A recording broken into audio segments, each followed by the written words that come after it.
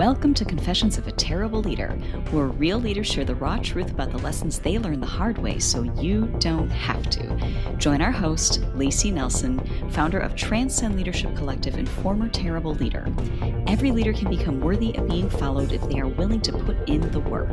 On this podcast, we share the messy stories and behind-the-scenes reality of what the work actually entails. We welcome you to this community of revolutionary leaders who believe honest communication, healthy conflict, and building cultures of acceptance, respect, and trust are not only possible, but non-negotiable for cultivating world-class teams.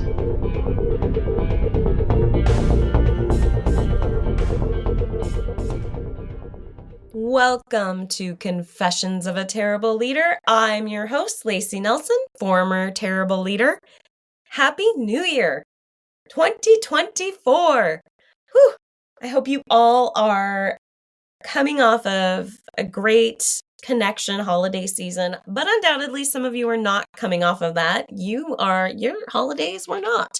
And just want to say, I see us all. Life can just be life in sometimes, but 2024, I am going to just take a few minutes. This is going to be a quick one. I want to just say Happy New Year, Happy New Year, and share a little bit about what are some things that we have coming this year. And this is stuff I want to get on all of your radar screens, as well as it's just fun to share. It's fun to share what's happening around here, a little behind the scenes action. So what is going on in 2024 at the Transcend Leadership Collective? Well, if you haven't gotten your ticket yet, go sign up for the Compass sessions. We are offering this one time only. I don't know if we're going to do it again, but we're certainly not going to do it this year again. Go sign up for the Compass sessions. It is 2.5 days in January, back-to-back training on creating your strategic plan and your annual plan, laying the foundational work. We are offering this as a group opportunity. As I'm speaking right now, I know we have some slots left. I don't know if when this airs we will, but go check. We're only taking 10 organizations. That's it. We're only taking 10 organizations because the kind of experience we want everybody to have with the feedback, the connection, that's the most we can take. Every organization can bring up to 4 people. So go get that you're self-registered for that. 2.5 back-to-back days in January. Mary will drop the link in the show notes. Go get registered. Go find it. Mary's podcast producer. If you're wondering who the heck is Mary. So go find that and we will make that happen. So that is coming. That is exciting. And we also are going to be offering 2 more additional rounds of workshop sessions open to the public. Those are limited as well. And we want to remind you that if you're like, but I want you to work with my whole organization, or do you ever come in and do private workshops? Yes, that's the bulk of our work. Most of our work is done privately with organizations. So we are still offering workshops done with organizations. We will come into your organization and give a workshop, provide a workshop, facilitate a workshop with you and your people on any of our Heart First leadership topics. And we really tailor it to you. So that's still going to be happening. Those are available. We have some slots this year for some new strategic planning clients. So we will be engaging. I know I've already got a couple lined out. We have room for a few more for the year to do strategic planning and do the vision mapping process. And then if you're into it and you're like, yes, help implement, we've got some room for that. That's still happening, all with our Heart First leadership underpinning. 1-to-1 executive coaching. I'm actually full right now. I think I will have some openings in February. So if that's something that interests you, reach out. We'll get you on that list of first people to contact when that 1-to-1 coaching opens back up, executive coaching.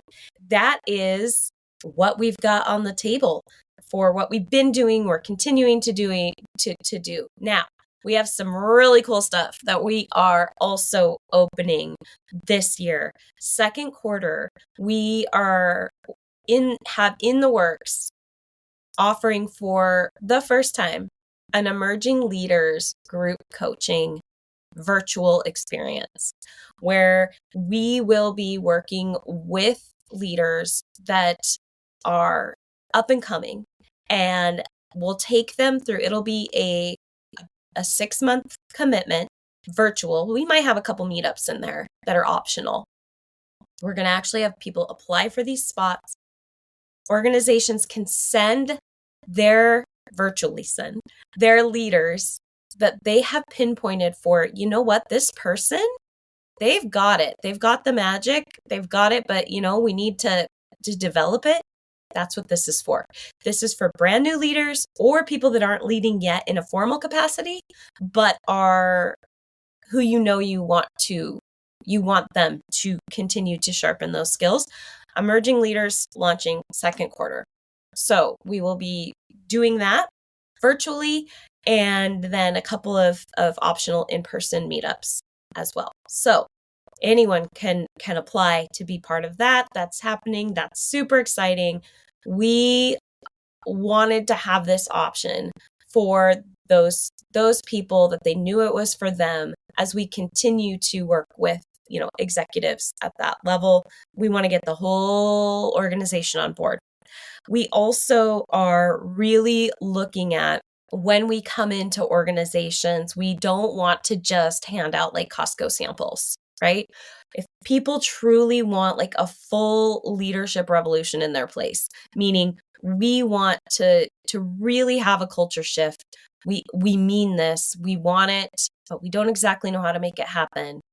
That is when we get to shine and come in and work with you for 1 to 2 years and really, really take the organization top to bottom and crystallize and infuse and weave in all of the core values, not ours, yours, the understanding how you do and what you do it, the way you want to function as a team, the way you want people to think about their jobs and how they talk to each other and what work means to them and all of those things. That's what we're here for. And in this time where the economy is weird, it's a great time to be investing in your group, your team. So you're going to weather this storm. The businesses that make it are the ones that are investing in the infrastructure of their team, of having the people. If you don't have the people and have the people with the capacity to lead well, it doesn't matter if you have new machinery. It doesn't matter if you have the latest software. All of those things become secondary to communicating well, hence heart first leadership. People have to understand those principles, how to have healthy conflict, how to have honest communication, how to build cultures of acceptance, respect, and trust. Those are foundational. And I will say, I'm going to make a little prediction. I really believe that those principles are going to only increase in demand in employees as we continue to see AI develop, as we continue to see the younger generation, Gen Z, come into the workforce. I'm going to tell you right now, those Gen Z babies, you're not babies, but I have a Gen Z kid. But those Gen Z kids, those Gen Z young adults coming into the workforce, they're a whole nother level of being able to communicate. Their emotional intelligence is higher. I know we're like, oh, but they look at their phones all the time and they scroll and yes, they do. And they also have been exposed to concepts about healthy communication and therapy. And a lot of us that are parenting these kids have made a distinct effort to do it differently, to help them understand themselves better, to have a higher level of self-awareness. And they're coming in and they are very impatient with people that do not match their ability to communicate with emotional intelligence, to communicate with self-awareness. There is low patience. And yes, they're self-aware of that, but they're still impatient. So they just don't have time for it. And they also are never going to be married to a corporation, ever. Those days are gone. They're never going to be married to their workplace. And so they are looking for a place where they can spend their time, there's win-wins on both sides, and that it feels good to be at work. And if it doesn't, they don't last. They are savvy. They understand the gig economy. They know how to go make money and bridge the gap for a while until they can find what they want. So all I'm saying is we got to get it together, us people that are maybe elder millennials like myself. I'm right on that cusp of elder millennial Gen X. And we got to figure this out, to how to match and communicate well and be the kind of leaders that they want to follow. And no, we don't fundamentally change who we are, but we owe it to ourselves and to this generation coming in to up our game with our ability to communicate, with our ability to understand people's emotions, with our ability to communicate with people who don't think like us, who don't share some of our ways we move through this world, or don't share. I mean, man, we're in it's an election year.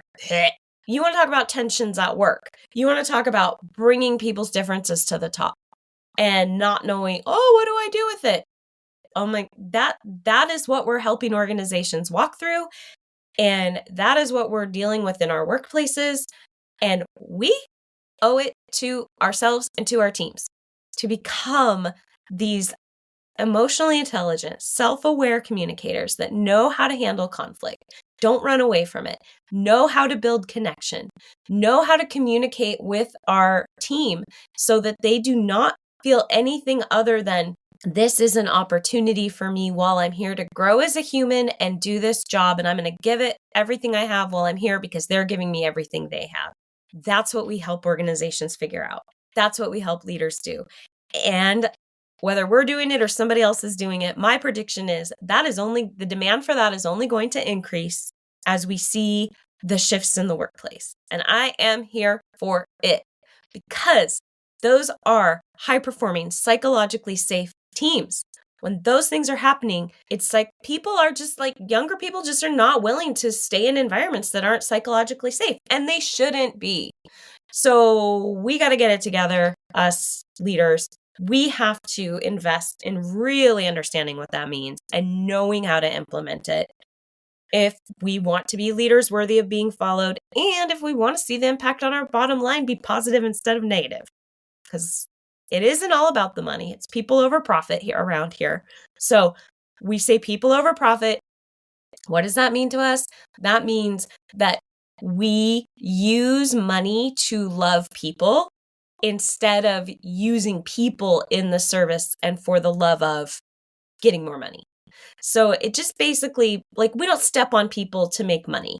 We do the right thing, even if it's going to cost us a little bit, if it is the right thing for the people, or sometimes cost us a lot if we are putting people's humanity above the bottom line. So we help people figure out how to navigate that and make that happen in real life, in the workplace, as well as acknowledge we also like to make money.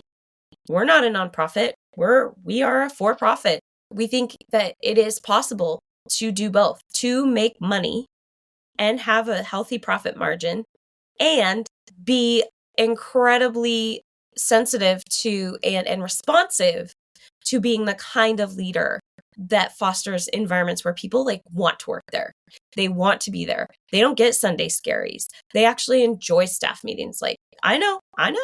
If you're listening to this going, you go talk to my team, go talk to people we work with. It is possible. So all of that to say, my prediction, this is only going to become more of a thing, not less of a thing. And it's only going to impact your bottom line more and more and more, and turnover and at rates more and more, all of us. So we got to get it together with these communication, emotional intelligence, self-awareness, how to actually make environments that are psychologically safe, what to do with the generation that's still working there and is not on board with this, is I'm not bought in.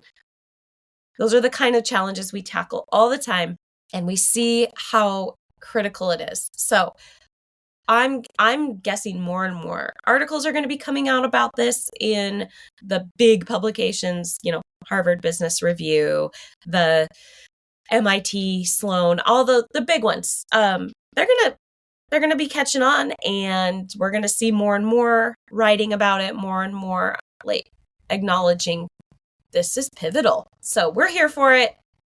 I feel like we're at the top, like we're at the front of that crest of that wave, and I'm all about it. So that's a little welcome to 2024. That's like a mini prediction of what I think is coming when it comes to leadership and some shifts and changes in the waters. And I hope you found this more encouraging than discouraging, and were inspired with some things that you know you are fully capable of bringing to the table for your teammates, for your team, for your staff, for yourself. We're here to support you any way we can. We wish you the best 2024, and that you have growth in all the ways you need growth the most. You can take that as a blessing or a curse, but I hope that for you. We hope that is your 2024 experience in all of the good ways. So we'll be back with regular podcasting next week.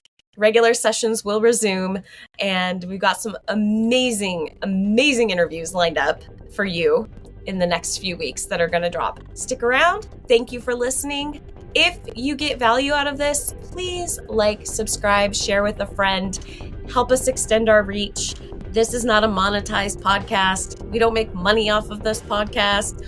We just want to put the word out there to help people know they can lead better. And this is how you do it. And you're not alone. Please learn lessons from all of us. It's called Confessions of a Terrible Leader, because a lot of us really screw this up. In fact, if you're leading, you've really screwed it up at some point. It's impossible to grow without the mistakes. But hey, let's talk about them, normalize making mistakes, and hopefully avoid some potential mistakes by learning from each other. So, those are my hopes for 2024. Thank you.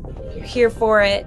Like, subscribe, share this podcast. And until next time, my friends, manage like a leader. Thanks for being part of this community of revolutionary leaders who believe honest communication, healthy conflict, and building cultures of acceptance, respect, and trust are not only possible, but non-negotiable for cultivating world-class teams. If one-to-one coaching, engaging workshops, or strategic planning that is actually useful are anything that interests you, make sure to head over to www.transcendleadershipcollective.com to check out our free resources. Confessions of a Terrible Leader is hosted by Layci Nelson and produced by Mary Scott. Music is by Leif Olson and Mary Scott from the band The Number of Months. Thank you so much for listening. Don't forget to like and subscribe. And until next time, go manage like a leader.